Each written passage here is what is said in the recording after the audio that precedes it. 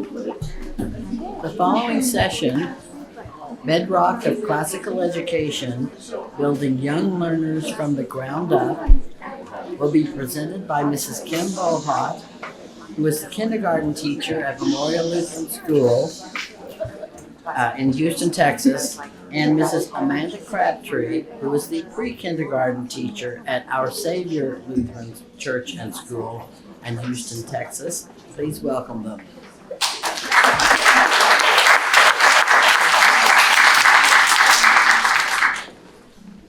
Welcome to Bedrock of Classical Education, Building Young Learners from the Ground Up. Amanda and I are thrilled to share some ideas with you today for your classical Lutheran classroom. The purpose of this presentation is to help you establish classical elements in your classroom by thinking in terms of pedagogical principles when planning your lessons. We hope that you can find these ideas helpful as you incorporate pedagogical principles in your planning, or that you will find that these ideas validate what you are already doing in your classroom. So we highly recommend this book, The Good Teacher, 10 Key Pedagogical Principles That Will Transform Your Teaching by Dr. Christopher Perrin and Carrie Eben. On the back, there is a website that also has this book on it. How many of you have read this book already? Okay, all right, excellent. Okay, so we will be drawing from this book in our presentation today, but we encourage you to take time to read it and keep it in your classroom as a handy reference. All quotes in our slideshow are from this book unless otherwise stated. We will be taking questions at the end of the session, and we will be giving away a copy of this book to one lucky attendee. So, to begin. In The Good Teacher, the authors distinguish between techniques and principles. The authors say that a good teacher uses principles to inform and select techniques, setting the teacher free to know what to teach, when, and how. A principle is a first thing. It is something that we should regard as primary that guides the beginning of our work, aiming it toward a purposeful end. So with this in mind, Amanda is going to begin with Festina Lente, Make Hay Slowly. The chapter on Make Hay Slowly, and actually the entire book, uses one word over and over again. That word is time. The authors write, students and teachers must trust the slow and steady process of growth and mastery of skills and honor the journey that proficiency requires. So sometimes, especially at the beginning of the year, we work one-on-one with students or we have small groups because we need to go at a slow pace. It's not practice makes perfect, but practice makes permanent. So we need to go slowly, make hay slowly. We need to get it right. The authors also say, the carpenter does not begin his work with the roof, but he does begin his work with the roof in mind. He knows what the pinnacle will be. Math does not begin with algebra. Literature doesn't start with Shakespeare. And art doesn't start with Lucas Cranach. We must make hay slowly. Perhaps we can show them the pinnacle, but we have to learn first things first. We can show them Cranach's artwork in beautiful pieces. We can talk about lines, color, space, texture. We can even in pre-kindergarten, we can try to mimic these great artists and make simpler versions. As children make hay slowly, they'll understand that there's a reason why we start small and we progress carefully and deliberately. As lower school teachers, we must make hay slowly in our instruction because we lay the groundwork for many foundational skills like writing, reading, and math. It is not about getting through the curriculum fast enough, but rather accomplishing each task or skill successfully before moving on to the next one. We must be intentional and take time to learn something well. If a skill is not achieved in your class, take time through extra lessons and practice to achieve it before moving on to the next lesson. This is something that needs to be done in every subject area. So an example of Festina Lente in the lower school classroom can be the following. Take the time to write your letters and numbers correctly. So we should spend a lot of time learning to write properly in the lower school classrooms. As students walk the room as they write, offering guidance, praise, and correction. Expect accuracy. Use consistent vocabulary to guide students as they write. to help them understand that writing is intentional and not hasty or sloppy. Explain that students should put forth their best effort and take their time as they write. One of my favorite things to do every year is take a writing sample at the beginning of the school year. I teach kindergarten. And then we do the same writing sample at the end of the year. And the students love to see how they have vastly improved over the course of time. So I tell them it's because they took the time to learn to write properly, and they continue to practice writing correctly through the year. And that's why their writing looks so much better. And this is an example of a student this past year. It's important to take time to point out to them then, when they see their progress, that those were the benefits of Festina Lente, and then it encourages them to continue to make hay slowly as well. So make hay slowly is foundational because children must master a step before moving forward. Our second principle is multum non multa, much not many. There have probably been times when you have looked at your curriculum and wondered how you were going to teach everything in a school year. There is a lot of content to cover, or when preparing a lesson, you may have so much information you want to share on a particular topic. Multum non multa is a principle that helps us to be selective about what we teach. You can have too much of a good thing. The authors of The Good Teacher state that when incorporating multum non multa, you must be selective and choose the best thing among the many good things. So a lot of times, this is from the book, a lot of times we think of covering content in our classes. But when selecting what we teach, our focus should be on teaching content that helps our students to possess the truth, goodness, or beauty at hand and not merely cover it. Another way to think of multum non multa is quality over quantity. Rather than an overload of information, develop and teach a topic and learn it well. This is easier for us to accomplish in the primary grades because we already tend to approach topics simply, but it should be considered at any age as you plan each unit and lesson. So how many of you are writing truth statements in your lesson plans right now? Okay. I would encourage you to write truth statements, and I'm about to show you how. So it's very easy. So the truth statements you write for each lesson can be very helpful for focusing on much, not many. A truth statement will help you to focus on what you expect the students to know in each lesson and guide your teaching. It's an exit ticket, the main point that you want them to take from the lesson. So to write a truth statement, all you simply do is think of the main point you want the students to learn in that one lesson, and then you write it in a statement, okay? So here's an example of how to write a truth statement as you plan. This is from my 7 continents unit. When we study the 7 continents in my kindergarten class, I introduce them to all 7 continents in my first lesson. They're not learning all 7 continents. So I'm going to introduce them to the 7 continents, and then we will focus on one continent at a time in each consecutive lesson. So for my introductory lesson on the continents, my truth statement would be, the land on Earth is divided into 7 continents. So what I want them to know is that there are 7 of them. Okay, we'll eventually get to know all of the names. And then I will show them the 7 continents on a map, and then we will listen to a continent song, and then we'll go over it a couple of times, and they'll start singing it together with me, and then we continue to review that then throughout the unit. For my next lesson in that same unit, we will focus on just the continent of Asia. So I could tell them lots of things about Asia, but what I decided my truth statement would be is that Asia is the largest continent. So I stress that our largest continent is Asia, and then I read them a few points about Asia from my core knowledge book. If you've seen these before, they have one for every grade, so this is what your kindergartner needs to know. And it's got lots of different sections for the different subjects. So I just go to the history section and read from there because you cannot find a history curriculum and geography curriculum, for kindergarten level. So I read from there, and then what I expect them to remember simply is that it's the largest continent, but then there are some students who might pick up some other facts as we go over Asia.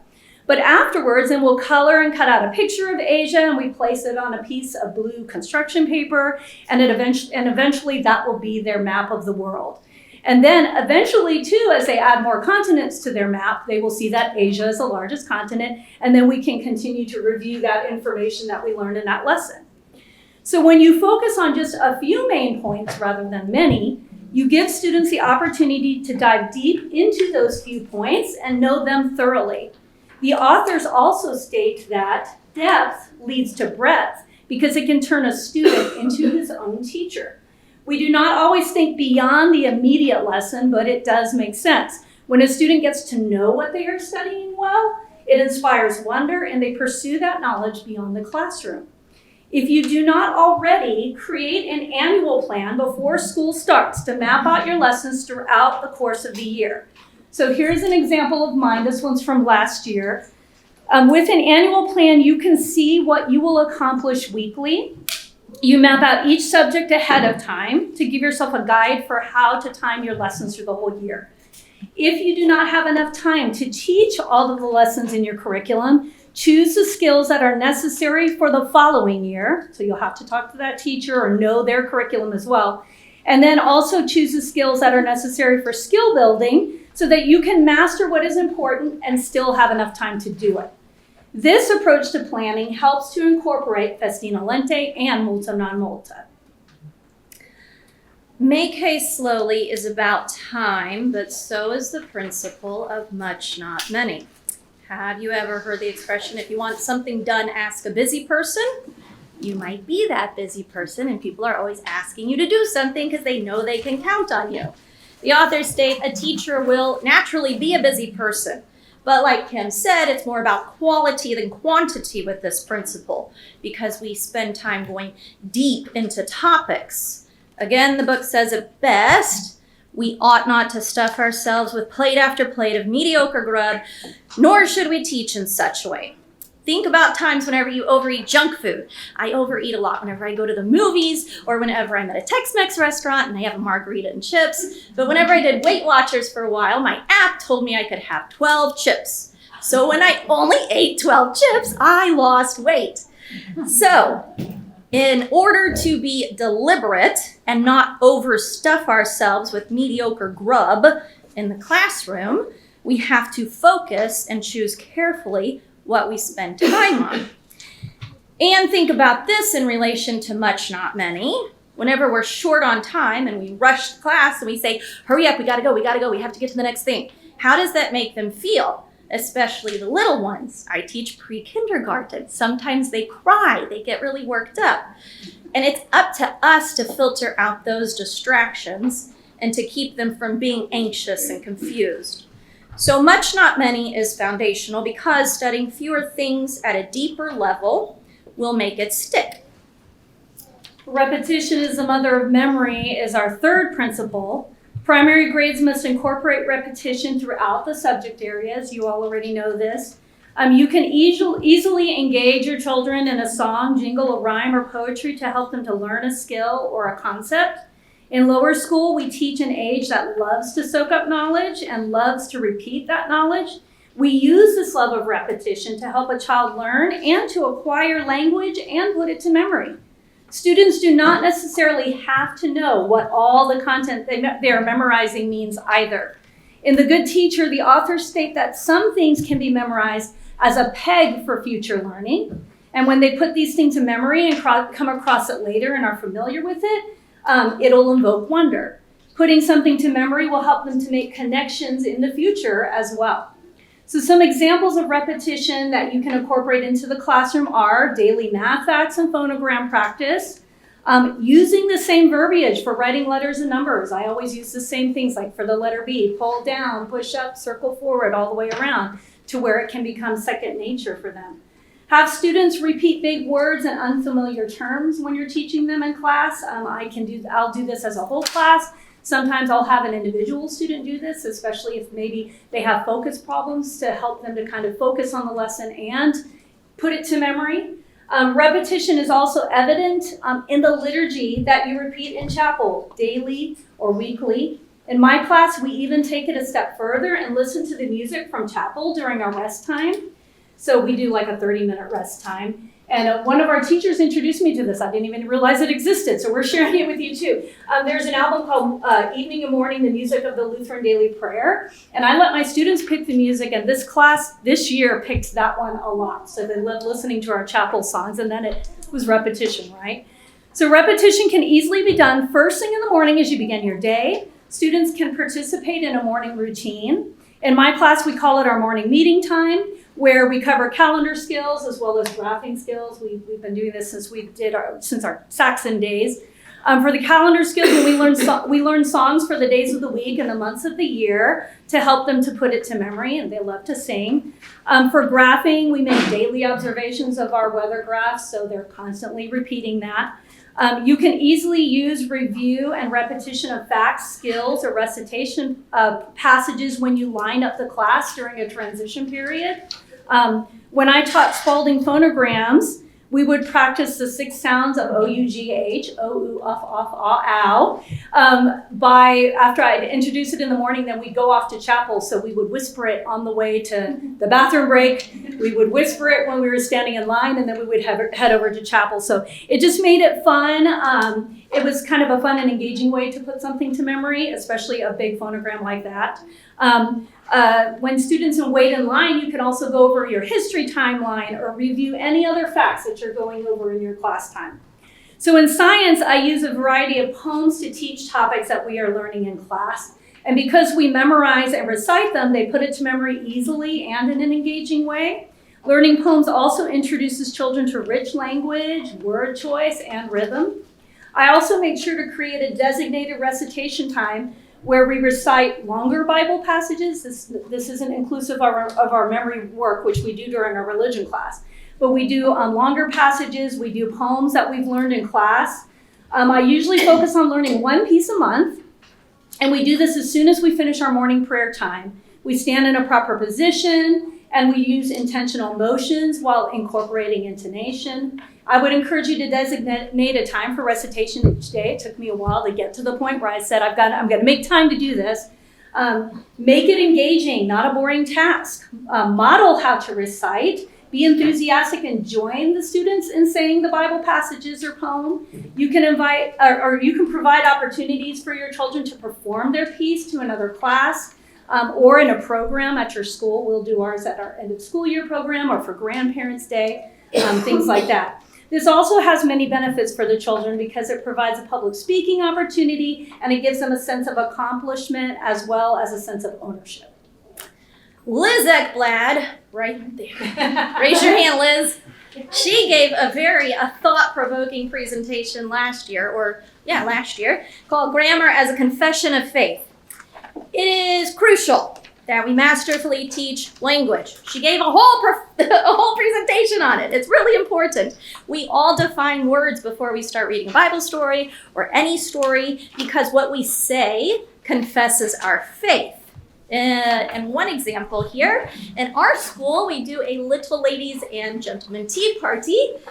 Mrs. Charrington, raise your hand, Mrs. Charrington. She comes to our classes, she's our director, and she reads them books on manners. And then we have a little tea party, and it's really fun because the kids get to dress up, and the boys get to wear a little bow tie, and she has hats for the girls. And we talk about manners, and it sets the tone for the whole year. We want to teach these little ones how to develop good character. We are in loco parentis, in place of the parent. Repetition is the steady heartbeat of a liberal education, breathing life into memory and meaning into knowledge. In early childhood, we lay a foundation of good manners, polite conversation, reverence for knowledge, and a lifetime love of learning. So what are some things that we do in my pre-kindergarten class every single day that we repeat?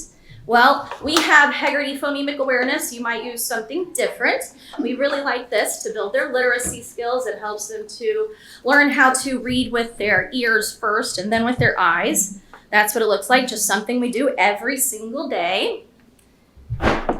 We also use SQS cards, which is Latin for ski, quad, skiendum. You might have been here last year for Eric and Sarah Morrissey. Raise your hand. They did a presentation on how we use this at our school, but we only do it for kindergarten through 8th grade. We didn't have anything for pre-kindergarten. So I made an abbreviated version for pre-kindergarten, which has a learn by heart.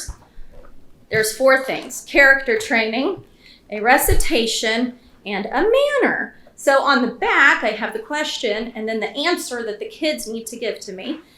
And then a little blurb to discuss, because the first time we go through it, we talk a lot about the pictures. The kids have a lot of questions. What is that? What does that mean? So we talk a lot about it. This manner for this week was, what should we try to do for others when we're talking or playing with someone else? Look for ways to include others. The recitation, how many months are in a year? 12. Character training, how should we treat other people's things? With respect. Learn by heart, what is the second article of the Apostles' Creed? And in Jesus Christ, his only Son, our Lord, it's long, and they memorize it. But the cool thing about learn by heart, in my opinion, is with the older kids, they do, I think, 7 at a time or something like that. But with pre-K, I just do 4 at a time. So we have 4 cards, and the first week I introduce the first set, and then the second week we build, and we have 8, and then we have 12, and then we have 16. And then the 5th week, I take away this week, I add this week, then I take away, I add another week, I take away, I add another week. So we're always building. And they have those pegs, like Kim was talking about, and they can recall those things. That's 16 things a day that they're just rapid fire saying to me. And it's great for them to be able to come back to. It becomes ingrained in our students, and it's really impressive. It's fun to watch them. Well, most importantly, at our classical Lutheran schools, we make sure that students put God's word to heart. We practice our catechism and we learn our Bible verses and hymns every week in religion class and chapel. We teach our children diligently, repeating that knowledge throughout our day so that they will always remember and put it to heart. Repetition is the mother of memory is foundational because learning what is good, true, and beautiful will become permanent as a child reviews and understands the information. The next principle is songs, chants, and jingles. Think about times whenever you sing with your students. You sing the alphabet, you sing hymns and prayers, you sing nursery rhymes. If you have little kids, you sing when you're lining up, when you're cleaning up, whenever you're waiting on others, whenever we need to calm down or reset. We sing during transitions. We sing spontaneously when we're just sitting at our tables, right? They do that sometimes. They just start singing a hymn. The authors say that anything important should be sung. I have 4 little things. This isn't in the book. This is just Amanda's thoughts. I'm going to share them with you. Number 1, I always tell my students there has to be a leader. We cannot have 20 chiefs who just start singing all of a sudden. You have to have one person. And I explain to them in the classroom, I'm the leader, so you need to watch and listen to me. Unless I say, Blake, could you please lead this song for us? Then Blake is the leader. Whenever we are in chapel, it's Pastor Cholak. He is the leader. Or if he's not singing, it's the organist. So I tell them, if we are proclaiming these truths in one voice, we need to all be together. We can't just be singing willy-nilly. The next thing is I explain the songs to the children. So when I teach a hymn, I have picture cards, and on the back I have what I'm supposed to say. And again, the first time we do it, we go through it very slowly because they have so many questions about it. If you know this song, you can go ahead and say it with me.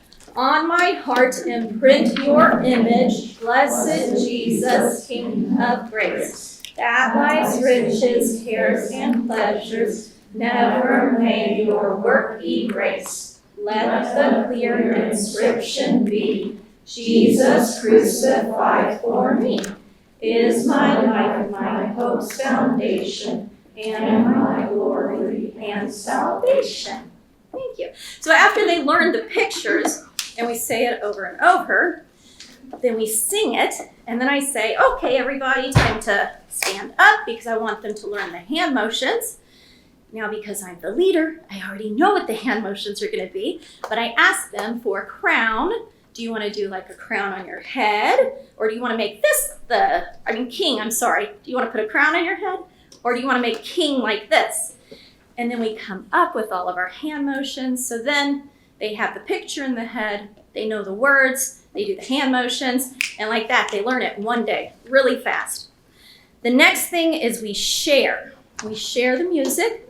A lot of times we'll take the class and we'll go just to another classroom and say, hey, can we pop in and sing this to you? And they let us, or we might email beforehand, or we'll go to the office and sing to the office ladies. We always go like at Christmas time, Reformation, anytime. Share the music.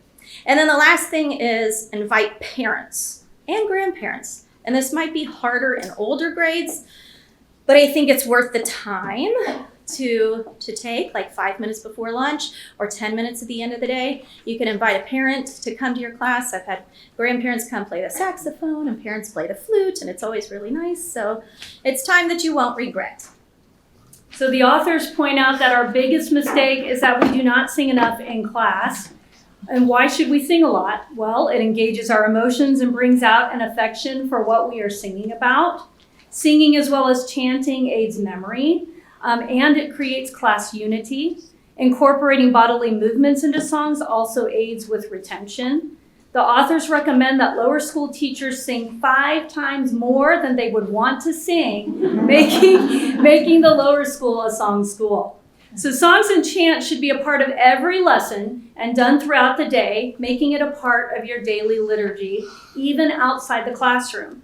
Begin each class with a song or review songs you've already learned. Make it fun and varied. When we chant the alphabet in kindergarten, I like to tell the students at times to do things like whisper the vowels and shout the consonants. It makes it fun and engaging for them.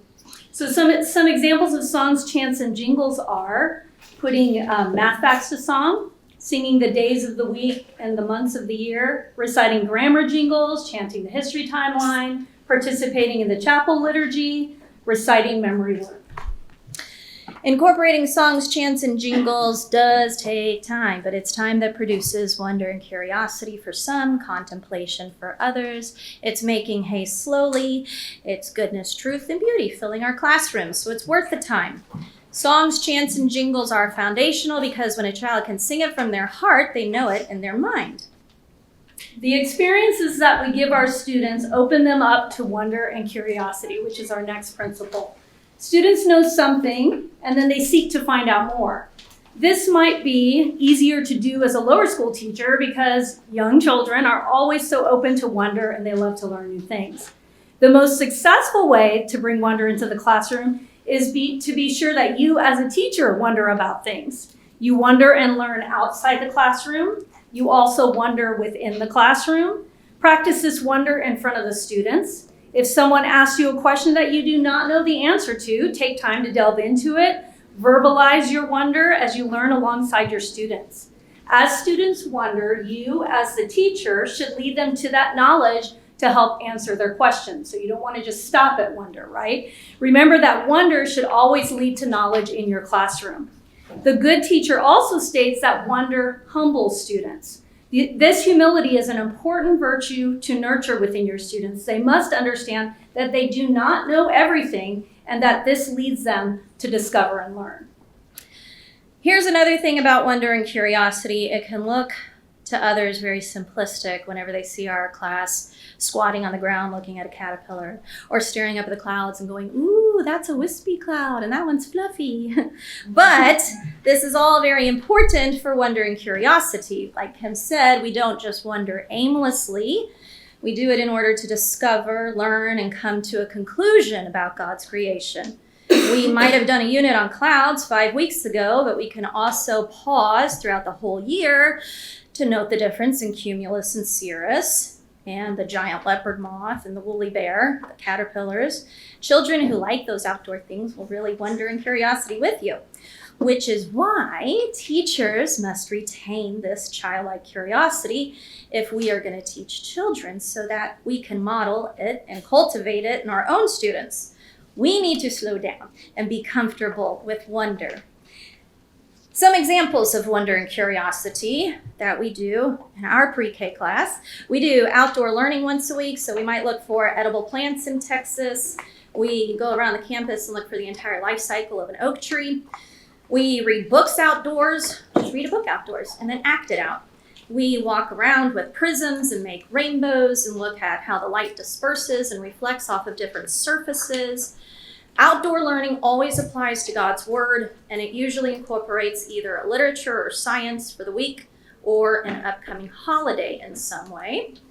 We also do science once a week. We follow, even in pre-kindergarten, we follow the scientific method. We ask a question and form a hypothesis, do the experiment, observe and record, have a conclusion. We talk about our findings. And I know a lot of schools don't have a science curriculum, so if you don't, I just recommend you Google something and put one together because it really creates a lot of wonder and curiosity. Wonder and curiosity is another great parent opportunity. I've had parents bring puppies and chickens, and I had a dad juggle in the classroom. Whenever we read the series by Sherry Miner's Learning to Get Along, we talk about emotions. I had a father last year who's a therapist who came and talked to our class. We read Officer Buckle and Gloria by Peggy Rathman. And we had a police officer father last year who came and talked. We have a family who has a giant sulcata tortoise and a rabbit. So we have a tortoise and hare day that we do, and they bring them to the campus. There's so many different opportunities. If you just invite your parents, you might be surprised what they do. Additional ways to invoke wonder in the classroom: provide time for students to wonder about something, and then introduce them to the topic. So if you're learning about the types of rocks in science, don't tell them on that first lesson and just put rocks out on the table, have them explore and wonder about them, and then tell them what you'll be learning. Ask questions about a book before reading it, and also during the story, and you probably do this already. I wonder why this title is called this, or why do you think the author, or why do you think the character looks that way? As you go through the story, you can predict, what do you think will happen next? Plant a garden and watch it grow. We plant bean seeds, and they love to watch all the different stages, and then the end result of eating the beans is great, and they feel so accomplished. Be sure to provide time and experiences for your students to observe and wonder within your classroom and within nature. It's easy to skip this time to push through content, but as we mentioned before, we must make haste slowly, we must focus on much, not many, and we must give them opportunities to wonder. So wonder and curiosity is foundational because it is the spark that lights the fire. William Butler Yeats wrote, "Education is not the filling of a pail, but the lighting of a fire." For our sixth principle, I want you to imagine a time when you sat together over a meal with friends or family, or discussed a good book or an article that you read. This kind of time spent together can be accomplished in the classroom as well through Schole. According to the author, Schole is the twin to wonder and curiosity. You can accomplish Schole by incorporating leisure in the classroom. So leisure is not just sitting and doing nothing. It's not the absence of work or idleness that we are talking about here, but instead it is time dedicated to contemplate and learn in a state of rest. Our classroom should be a place for discovery, conversation, and friendship, where children have time to wonder, explore, discuss, study, and learn. The authors state that good lower school teachers will find activities for play that promote what they are studying in the classroom. Academic games in the classroom, singing songs that review topics learned, and contests are all ways to incorporate play and support Schole in your classroom.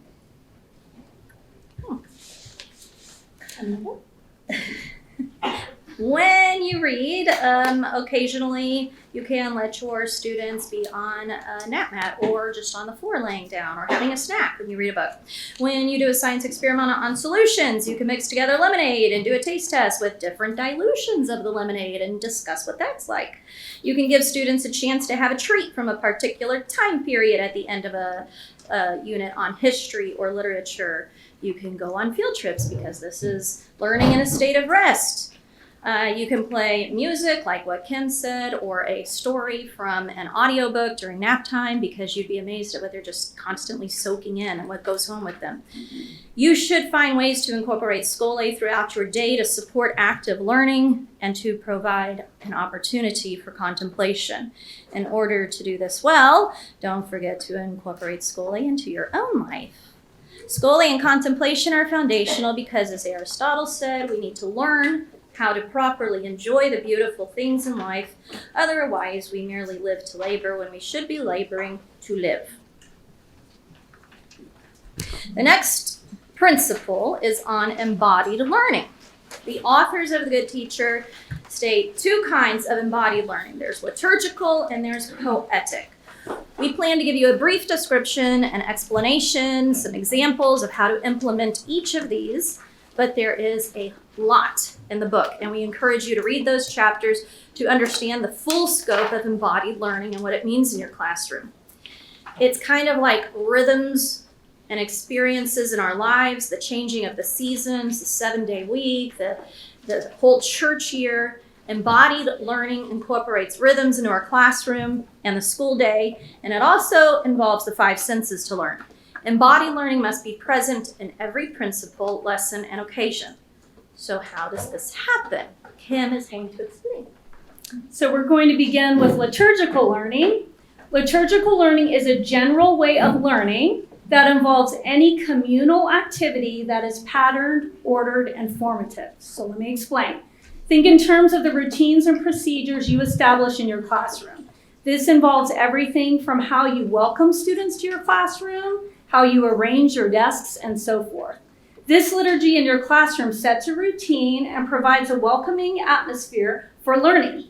You will know if you have a successful liturgy in your classroom if your students eventually know your routines, procedures, and schedules all on their own. And I know you've seen that in your classrooms already.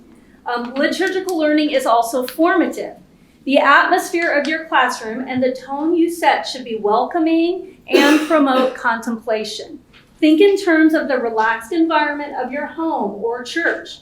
Teachers should consider how their classrooms embody the ideals that they want to seek to develop within their students. Poetic learning is more of a personal and participatory engagement with the world, and it involves the senses. Children must make and experience what is made. Students must experience what they are learning about before they analyze it. They do not just listen to a lecture, but take part in what they are learning. This means that teachers need to be sure to make time for experiences in the classroom. They must find ways to show students what they are learning rather than just telling them what to learn. Combining the factual with the sensory and poetic helps students intuitively love what is lovely. And this, of course, takes time and preparation. Teachers must remember that students at this age do not merely study poetry or music, they do them.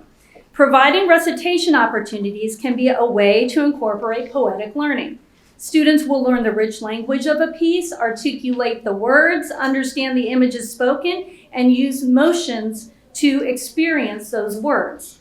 In my science class, we learned that there are 3 types of wind: a breeze, a gale, and hurricane winds. And we learned that while we cannot see the wind itself, we can see the effects of the wind. Then I teach them the poem "Who Has Seen the Wind" by Christina Rossetti, and you can see the poem here on the screen. And I was pleased to see it was actually an example in this book, so I can speak for it from here. But what I do is I have them act out the poem as we recite it. So in the first verse, they show the effects of a breeze by using their hands. So, "Who has seen the wind? Neither I nor you. But when the leaves hang trembling, the wind is passing through." So we kind of do a gentle breeze.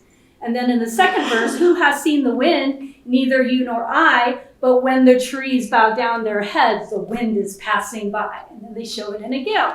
But it doesn't just end there. When they go outside to play, of course, they're coming up to me and they're telling me that they're noticing that they can see the wind because they see it based on the beautiful illustration in the poem, right? They can identify it as a breeze from their science lesson, and then they see it in the trees or as it rustles their hair because the poem embodied the wind for them. Okay, last person I'm going to call out, I promise. Christy Rivers. Raise your hand. I don't know if y'all can tell, but I'm uncomfortable up here, and I wish all of y'all were up here doing this because this is out of my comfort zone. Okay, but thank you, Christy. Here's another example of doing music. I went to Christy and Matt Rivers' CCL conference a couple years ago, I don't know. They walked us how to write a hymn with your class. So I don't know why. I just decided, let's do this in pre-K. So we got 34-year-old children together. I read them the creation account from Genesis. And I wrote the words that they said on the board. This took quite a while. So they got to listen. Then they did poetry, because we put together a poem. And then I asked them, is this a happy song? Is it sad? how does it make you feel? And they talked about that. And then I said, does anybody have a tune in their heart they want to share? And so I got all sorts of little tunes, and there were 2 that I recorded. I actually recorded just 2 of them, and I handed the whole mess over to our minister of music, Jeff Armstrong, and my son, Blake Crabtree. Sorry, I was wrong. One more person, Blake Crabtree, because he's at Concordia Irvine doing music. And the 2 of them put this hymn together, and then we sang it one Wednesday morning, very awkwardly, because it's not really the best hymn, but we did it. So here's the thing. This was embodied learning. They got to experience doing music and doing rhyming words, doing a tune. This is something that I could not have done with my class this past year, but the year that I did it, it worked, and these children all loved it. So embodied learning should be something that's meaningful to your class. All teachers, no matter the age or grade, should be intentional and make time for embodied experiences, even if it's not part of the curriculum. So more examples of poetic learning in the classroom. You can go outside to experience nature and bring nature into the classroom to support a topic learned in class, embodied learning. When learning about a period of history, dress up in that time period, make food from the time period. Going on a field trip is embodied learning. Most obviously, opportunities to play, and I'm not talking about just recess, but play will provide many experiences to learn and lead to things like Scole and so forth. Embodied learning is foundational because when a child has consistency and routine in their body, with their peers, and in their world, they learn more deeply.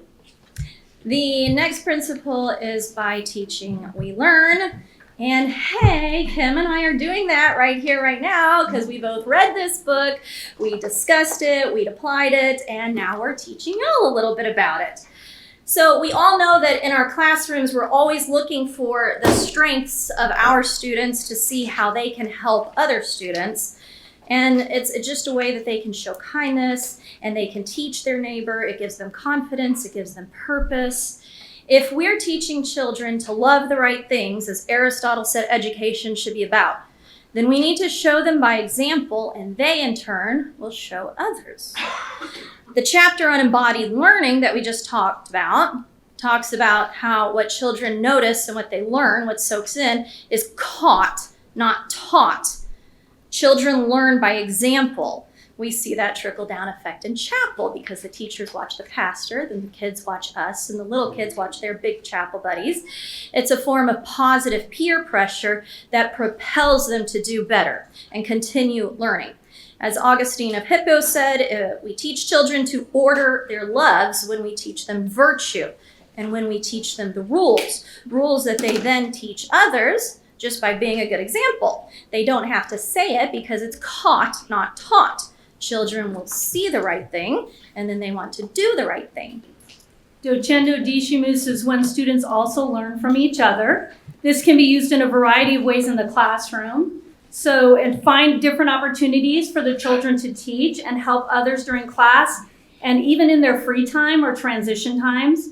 In lower school, this is a big deal, and there are always willing helpers. Children also enjoy working together, and students will strive to be helpers as well. Here are some ways you can incorporate Docendo discimus in the classroom. When students finish work early, have students who have mastered a skill help others who have not mastered that skill. I do this with phonogram as well as number practice. As soon as we finish snack, the kids get together and they start helping each other. Morning meeting time, have a student lead some of the daily skills during this time. My student of the day makes observations to the class about the weather. He or she also leads them in counting the days of school after writing it on the board for them.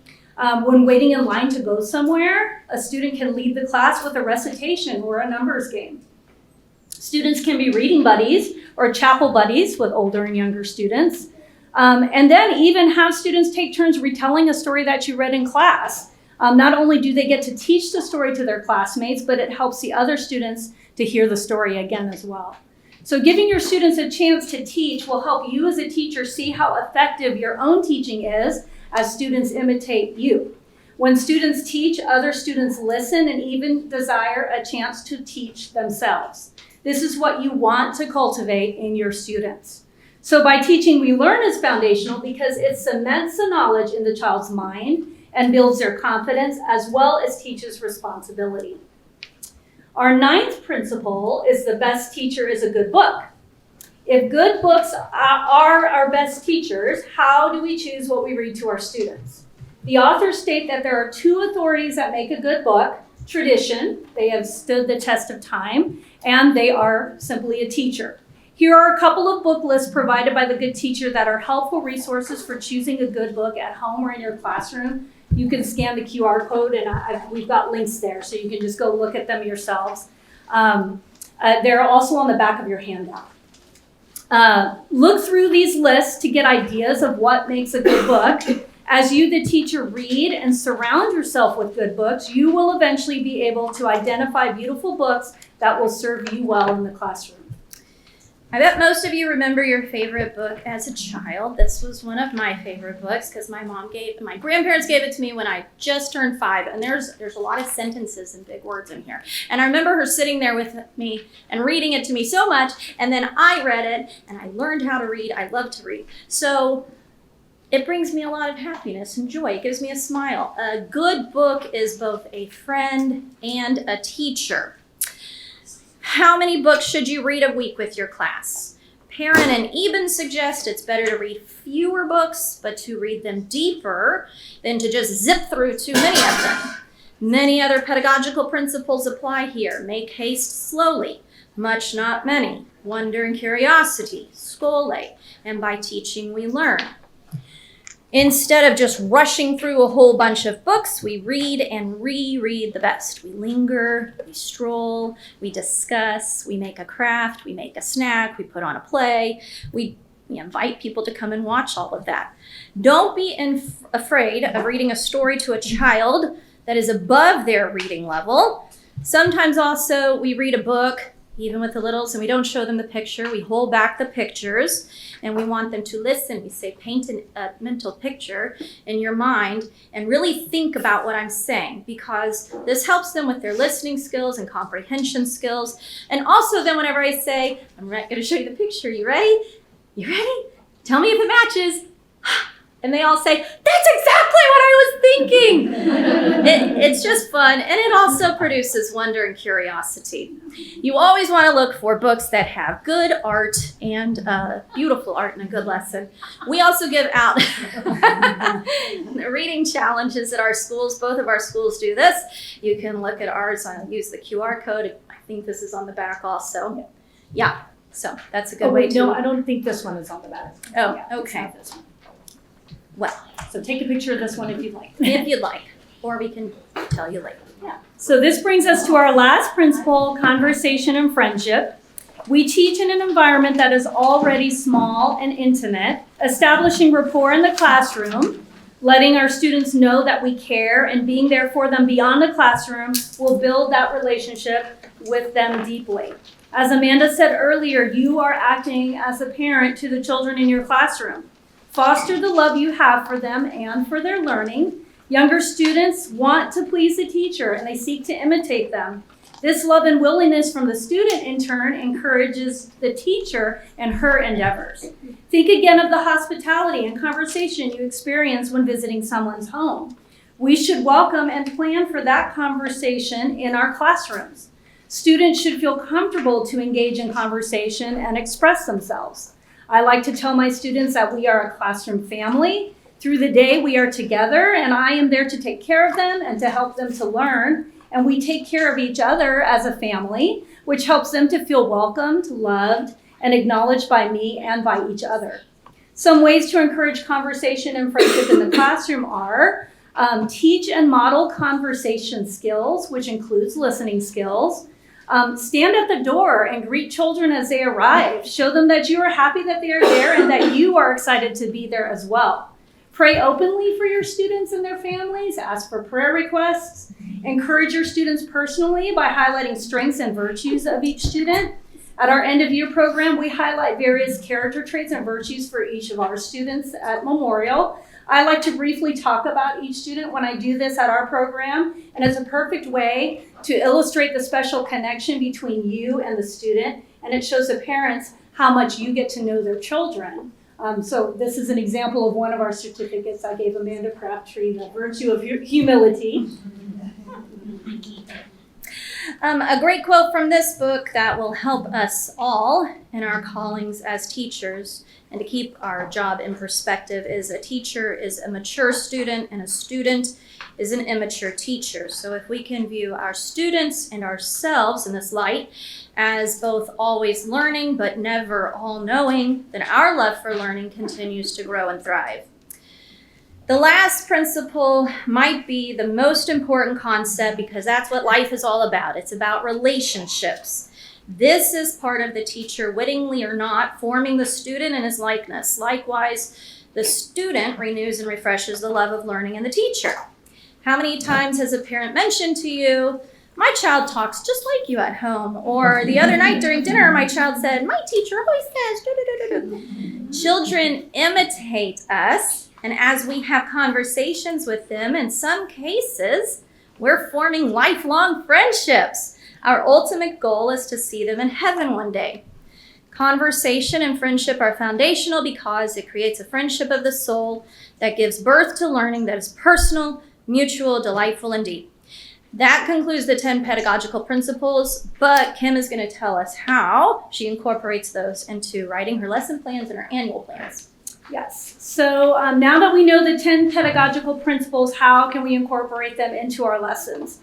So when I plan a lesson, I first think of the pedagogical principles that are already evident in that lesson that I've been teaching. So then I think of ways that I can incorporate additional principles. Can I find a time for students to teach each other some concepts or so forth? So you are already using a variety of these pedagogical principles throughout your day. So you need to begin to identify the principles that you're using and then note them in your lesson. So I have a couple of ways to show you how to do this. Our school uses Planbook for their lesson planning. So our administrators set up a section of the lesson for noting pedagogical principles. So I simply just click the principle that applies to that particular lesson, and then it appears in my lesson plan. So you can see it right there in gray.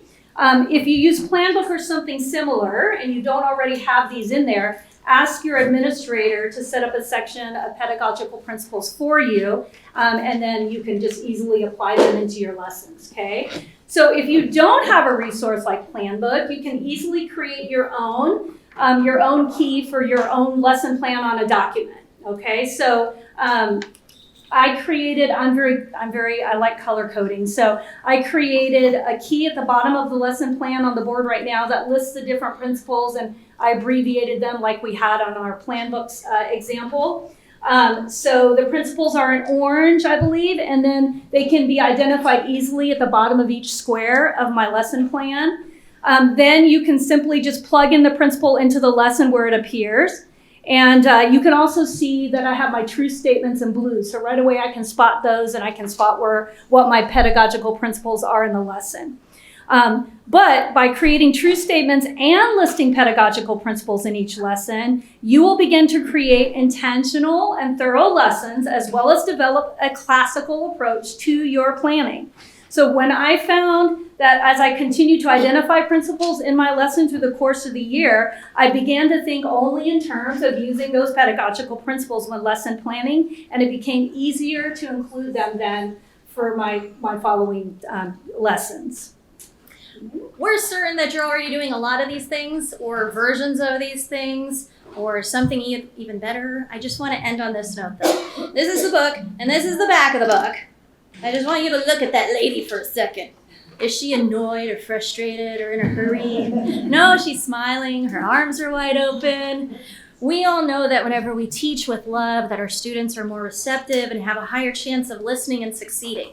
We're all works in progress. None of us are perfect or all-knowing, so we can just keep trying to do our best to be a good teacher. We've also included this list of books that Kim and I recommend, in addition to the ones mentioned in The Good Teacher. We hope this presentation has inspired you for August getting ready, or maybe inspired you to do a presentation, because everyone said in 5 minutes the nerves will wear off, but I am still really nervous, y'all. I am not having fun, but you should do it next year, okay?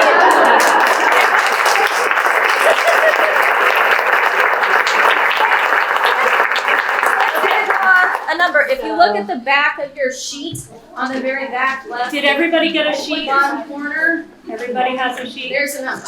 Okay, gonna you draw. see a number in red on the bottom corner. Who has number 30? Woo! 30.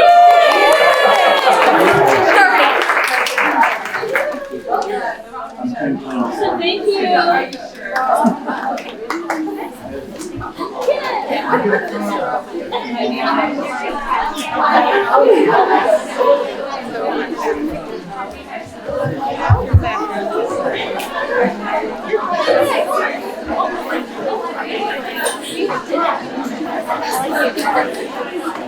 Wait, don't leave just yet. We forgot our Q&A. Oh, we forgot. We have time for questions and answers, and we did have that worked into our We thing. sure I totally did. forgot to bring that up. So you had a question. I was hoping you could reach for the ninth principle, the best teacher is a good book. I thought I heard you say there are 2 ways to teach good books, or Yeah, about so tradition and what was the second? tradition is test of time, and just the fact that it is a teacher. You want something that can teach, that would teach your child. So you would want to consider a good quality book, right? Mm-hmm. Yes. So when you talk about writing truth statements, are those just for your own preparation and planning, or do you use those in classes like part of your recitation? No, Like it's just for me. Yeah, it's just for me. It's just part of the lesson. So remember, or at least I'm from the generation where we did objectives. The student will be able to accomplish this task with 80% accuracy or whatever. So to me, that kind of takes the place of that. So the focus is not so much the outcome, but it's more what do I want them to know specifically? And then it just really narrows down the focus. Definitely. And then you will know, because your students should be able to say what that true statement is. Not the true statement is, but they'll go around saying, oh, there are 7 continents. So you're like, okay, I got that. They learn. Did you have a question?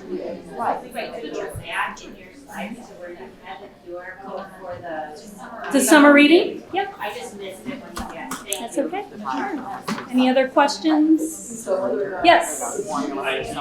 For grades, Okay. progressive school, they don't necessarily have all of this in the lower grades. Is there a way that I could help bring these into their lives and kind of do maybe remedial work, whatever you want to call it, but especially I like the repetition idea, but a lot of my students don't like to repeat things. How can I bring that joy back to them as it's kind of been dragged out of them through their earlier times? So I used to teach middle school, and we did Shirley English, and we'd have to do the jingles, right? And sometimes they'd groan, and I'd be like, you learned these commercials so easily, and it's exactly the same kind of thing. So then we would do it, or we would incorporate kind of movement, or maybe they would rap it out or something like that. But we would just kind of make it fun that way. And then I had students go off to high school, and they came back to me when I was still teaching middle school, and they said, I had a test on nouns, and I totally remembered what they were because of my jingle. It was going through my head. So they might kind of like complain, but they're actually probably enjoying it. But the other thing too is, if you do get this book, which I would highly recommend, there are high school suggestions. So the authors do all grade levels, lower school and high school and upper school. So they have a lot of stuff in here. It's loaded. Questionnaires and stuff like that, just to help you see if you're focusing on the right things too. Okay? Anyone else? Maggie. Is there any summer school Latin? So Mrs. Vidal, who's our Latin teacher, teaches song school in first grade, and there's nothing for kinder. So I asked her, and she gave me their CD that they use. So I actually use it during rest time. So that's one of the things my students can choose. And so we listen to it during rest time, and she's told me when they get to her, they know the stuff. And they're usually saying, oh, you have Mrs. Bohot's CD. And she's like, well, actually, she has mine. But yeah, so they do. They learn so much during rest time when they're just laying there. And we rest for just like 30 minutes, but it's good. So that's what I do. But I am, after doing the Latin one Aubrey yesterday, Pearson. Latin Yeah. with littles, I'm going to be actually incorporating more Latin on my own. That's my goal. So anyone else? All right. Thank you so much, guys.